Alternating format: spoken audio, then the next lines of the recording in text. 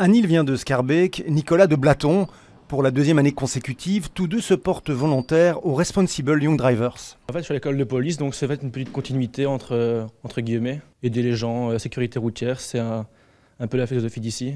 Autant la conduite peut être amusante, autant, entre guillemets, amusante, on peut s'amuser, prendre du plaisir à conduire, mais il faut le faire de manière responsable. Pour tous les candidats, se rendre disponible pour accompagner les fêtards la nuit de la Saint-Sylvestre sonne comme une évidence. J'ai 20 ans. 20 ans, c'est l'âge dans la tranche des 18-25 ans où on est le plus touché par les accidents de la route, notamment les accidents mortels.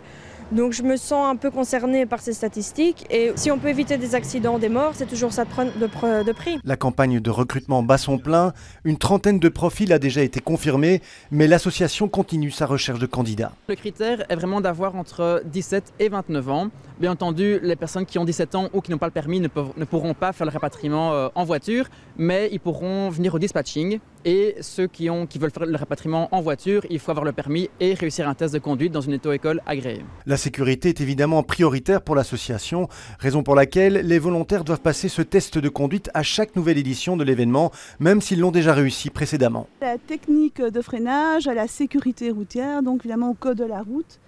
Et aussi voir si le candidat est à l'aise avec des passagers. Lancés en 1989, les Responsible Young Drivers ont été régionalisés en 2014 avec toujours la même volonté, sensibiliser d'autres jeunes à la prévention routière.